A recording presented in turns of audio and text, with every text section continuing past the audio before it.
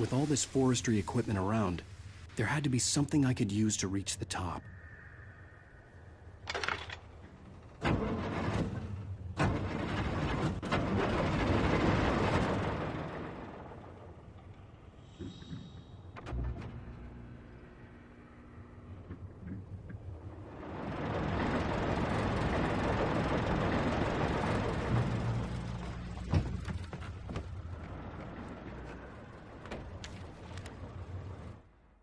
I heard them before I saw them, swooping down from the sky and screeching as they came. I spun around just as the cloud was upon me. For an instant, I stared into 100 dead eyes, black pearls glittering in the darkness. I raised the flashlight and the swarm exploded like fireworks. Feathers burned, turned into ash. I couldn't hear my scream above theirs.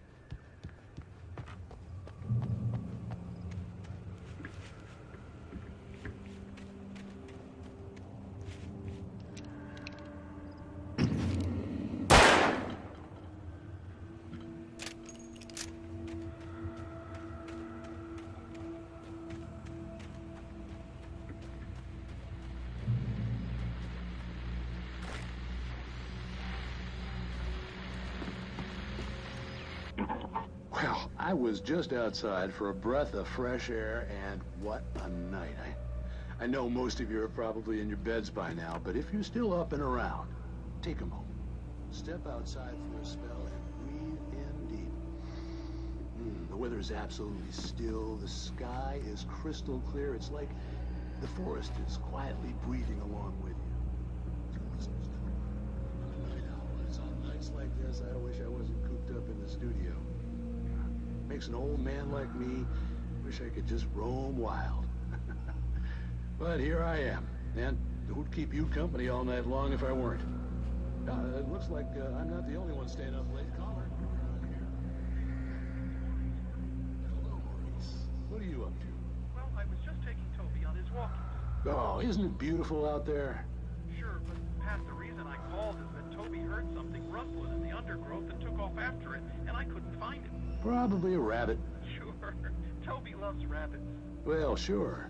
Anyway, I figured that, if anyone runs into Toby, they could grab him. My number's on his collar. And Toby's a friendly dog? Oh, Toby loves people. Usually he comes back, but we were pretty far from home, and it sounds like he went pretty wild there. Great dog, but he's just too dumb for his own good. Well, Maurice, it's out there now. Hope Toby comes home soon. Yeah, thanks, Pat. You have a good night now.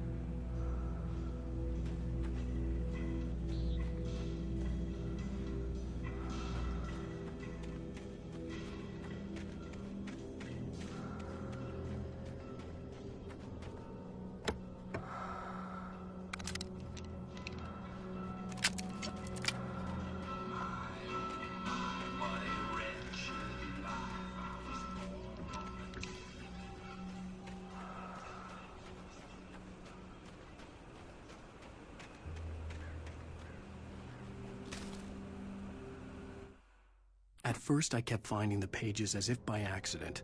The book I couldn't remember was either a terrible and true prophecy or an act of creation that had rewritten the world. I began to hunt the pages feverishly, for they held the answer to the mystery. With it, I could save myself. With it, I could save Alice.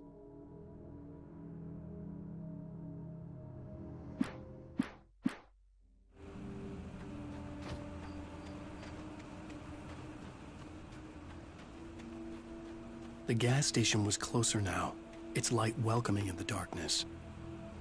Paul makes the best dogs in the state. Belly Burster is the best with no cuts. Monster Dog is second best. The famous dog is...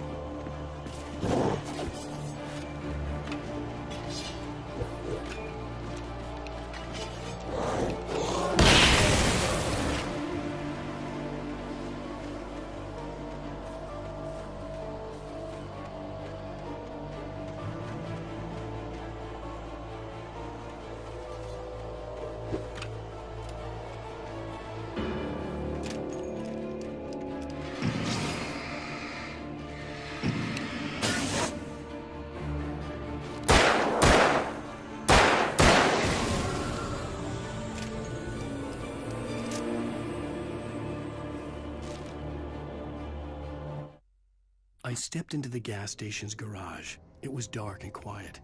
The place was a mess. It looked like someone trashed the place or that there'd been some kind of fight. Light spilled into the room through an open door at the back, and I made my way toward it. Without any warning, I was blinded by a bright light. An old portable TV on the shelf had come alive by itself. Impossibly, I could see myself on the screen, talking like a madman.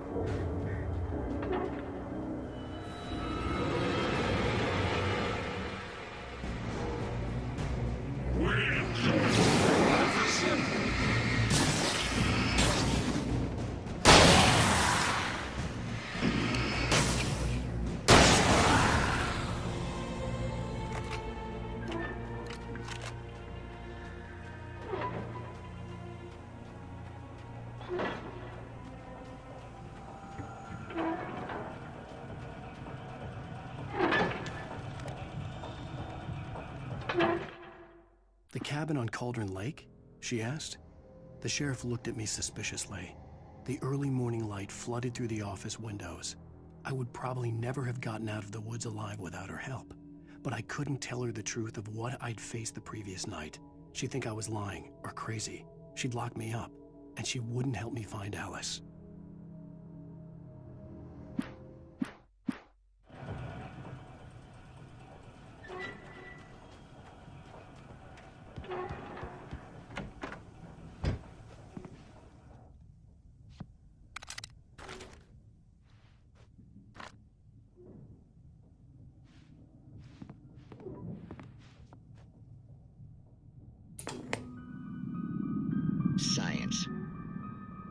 bestows immortality on those who advance it to elevate all of mankind. Newton, Einstein, Sagan, princes among men. But the price for such a legacy is steep indeed. In Night Springs. Tonight's episode, a quantum suicide. If our lives are already written, it would take a courageous man to change the script. Having called a press conference, Dr. Barclay Colvin is about to demonstrate that very courage.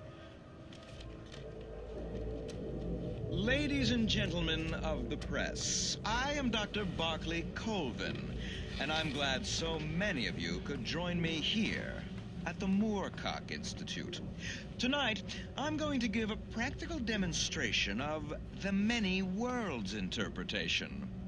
As you can see, this is a loaded 9mm pistol. It shall be part of a thought experiment. And now, a real experiment, known as a quantum suicide. Did he say suicide? Is that a real gun? He's kidding, right? Please, stay calm. There is no risk. Observe what occurs when I place the weapon against my own forehead. Now, you might think this round is merely a dud. Not so. Observe the flower pot. And yet, I myself cannot be harmed with this gun. With each pull of the trigger, two new realities branch off. One in which the weapon didn't fire, and one where it did. With my machine here, I have ensured that this reality is always the former. I have bestowed upon myself quantum immortality. Under no circumstances can this gun kill me. So wait. What you're saying is that every time you pull the trigger, in another reality, you die? Yes, of course, but that's completely trivial. There's an infinite number of things that could happen at any moment, and they always do happen somewhere. The point is, this one thing did not happen here. You're insane, Colvin. Insane? Insane? Hey, was this thing supposed to be plugged in? I stumbled on it. You fools! Gaze upon quantum immortality.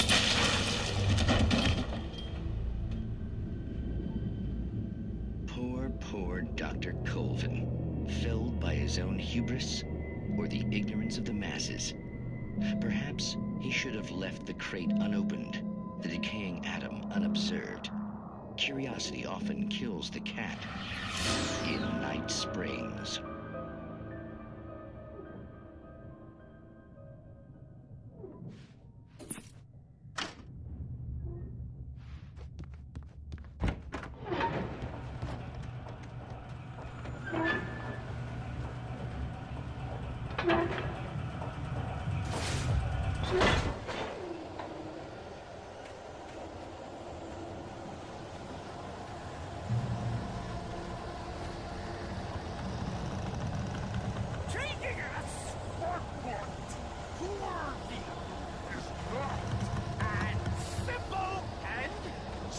As you might think, it can be dangerous. It requires patience. Oh no. Even with the engine takes hours to cool. Having tools.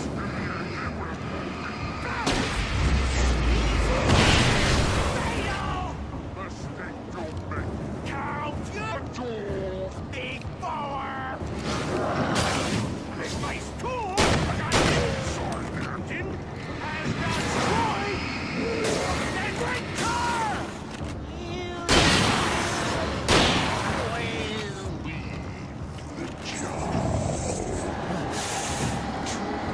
Professional!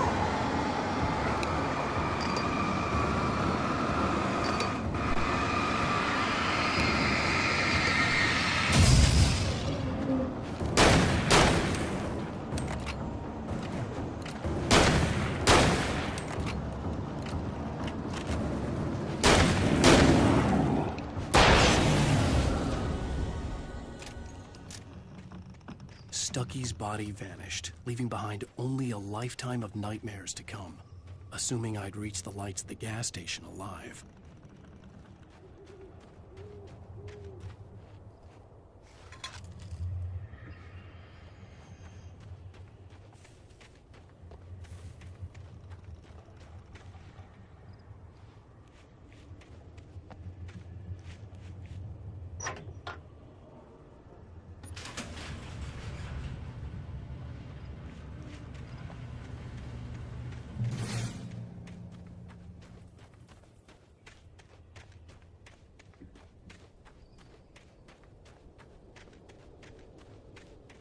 I recognized the parade float I had seen in Bright Falls when I first arrived with Alice.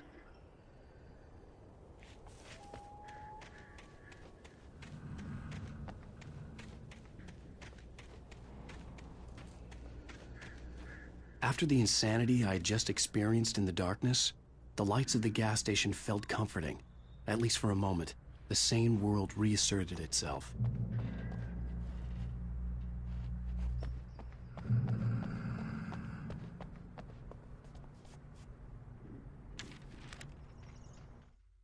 Stucky spat on the garage floor and tried to shake the cobwebs from his head.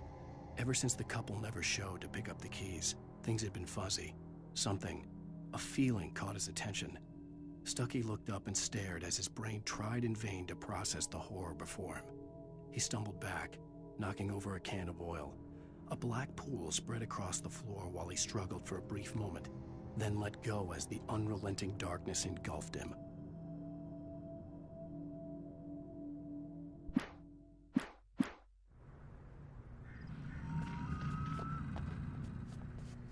The Deer Fest had been 2 weeks away when we arrived. If the day count on the banner was right, I was missing a whole week between the night we got here and now.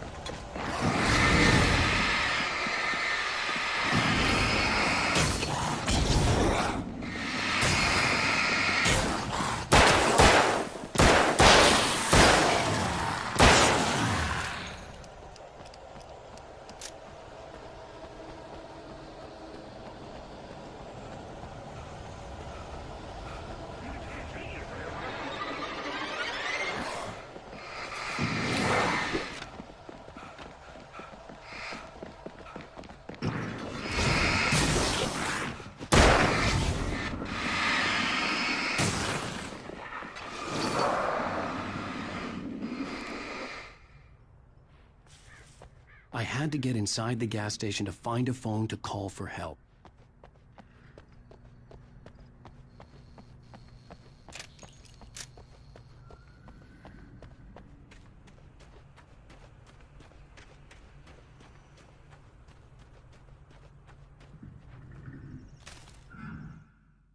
Toby knew the smell.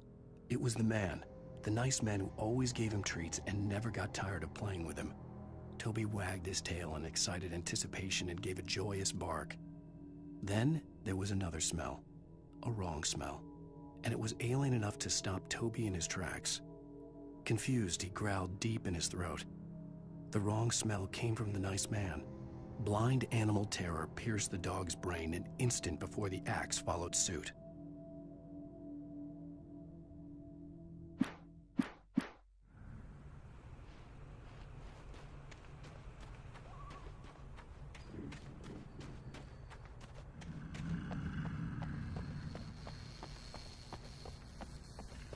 The garage was a mess. It looked like someone had trashed the place, or that there'd been some kind of fight. All right. I'll keep writing. Outside, there's only darkness. Outside the cabin, outside the story, there's only darkness. I can feel her presence in the dark. Just now, I could smell her perfume in the room. I'll reach her. I'll fix it up. I'll bring her back. The story will come true. If I stop, she's lost. I don't believe this. It'd been me on the TV, talking crazy. Was I losing my mind?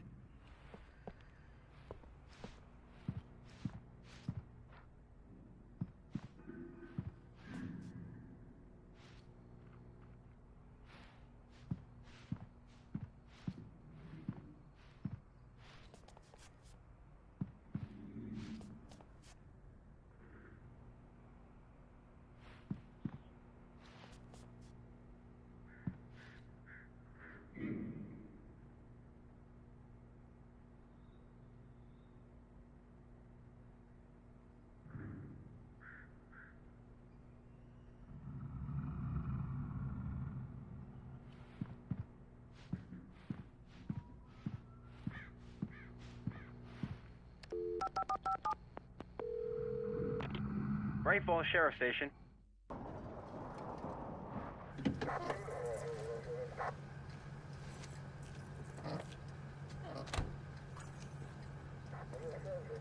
Oh, thank God, Sheriff. Sheriff Sarah Breaker. You are... I'm Alan Uэйk, but listen. I was in a car crash. My wife, Alice, she's missing. Calm down, Mr. Uэйk. We were staying in a cabin on the island, on Cauldron Lake. There's no island on Cauldron Lake. Not since the big eruption in the 70s. Please, I can take you there, okay? You look like you've taken a pretty bad knock to the head. Are you okay? Listen. We'll figure this out. Please get in the car. We'll swing by the lake and then we'll go to the station, okay? Mr. Uэйk, have you seen Stucky, the guy who owns this place? I realized I couldn't tell her what had happened in the forest. She wouldn't have believed me. And then she wouldn't have helped me with Alice.